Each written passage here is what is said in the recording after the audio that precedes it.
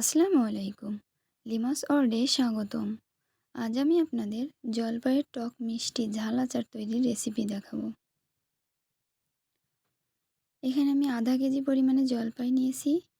এখানে জলপাইয়ের চারপাশ এভাবে কেটে নিয়েছি যাতে মশলাটা ভিতরে ভালোভাবে ঢোকে। এখানে জলপাইগুলো সিদ্ধ করে নিচ্ছি। জলপাইগুলো সিদ্ধ হয়ে গিয়েছে। এই যে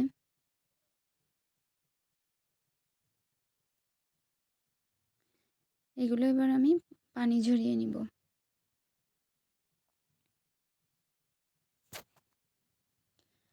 পানিটা ঝরিয়ে নেওয়ার পর একটা প্লেটে ঢেলে নিব ঠান্ডা করে। জলপাইগুলোর ভিতর সামান্য পরিমাণ হলুদ, লবণ এবং শুকনো মরিচ বাটা দিয়ে মেখে নিব। মেখে নিয়ে আমি রোদে শুকাতে দিব। এই যে মাখানো হয়ে গিয়েছে, এবার আমি রোদে শুকাতে দিয়ে আসব। এই যে রোদে শুকাচ্ছে। এভাবে রোদে কিছু সময় শুকিয়ে নিব। একেবারে শক্ত করব না, নরম থাকবে। কড়াইতে তেল গরম করতে দিচ্ছি। তেলের ভিতরে শুকনো মরিচ দিয়ে দেব। এটাও চিড়ে দিয়েছি শুকনো মরিচ, তেজপাতা, পাঁচফোড়ন দিয়ে দিব।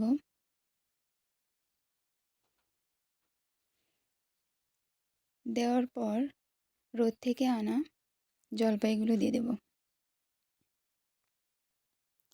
জলপাইগুলো দেওয়ার পর এখানে আমি কাসুন্দি তৈরি করে রাখছিলাম সরিষা দিয়ে, শুকনা কাসুন্দি, সেটা দিয়ে নিলাম।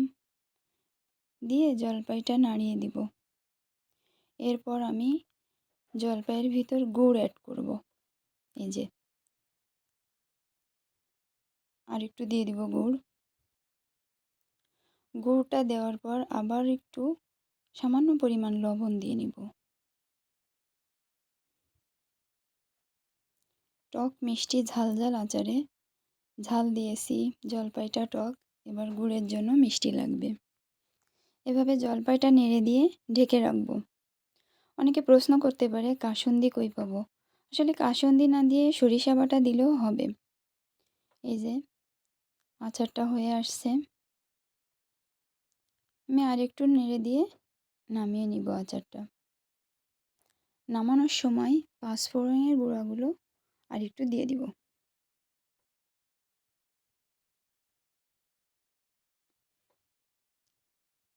এই যে কত সুন্দর হয়েছে আচারটা। অনেকে সিদ্ধ করার পরপরই তৈরি করে, রোদে দেয় না। আসলে ওটা আমার কাছে অন্যরকম মনে হয়। রোদে দিলে ভাঙবে কম জলপাইটা।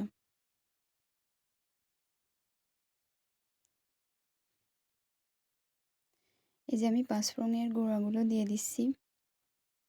এভাবে এটা দিয়ে আরেকটু নেড়ে নামিয়ে নিব।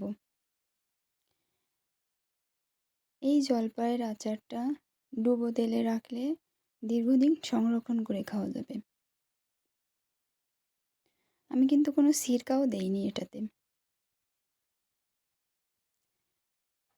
ডুবো তেলে না রাখলে জলপাইয়ের আচারটা নষ্ট হয়ে যাবে, যেহেতু মিষ্টি দিয়েছি। কিন্তু এটা আমি নামিয়ে রাখার পর বয়ামে ওঠানোর পর তেল গরম করে বেশি করে তেল দিয়ে রাখবো। ধন্যবাদ সবাইকে ভিডিওটা দেখার জন্য।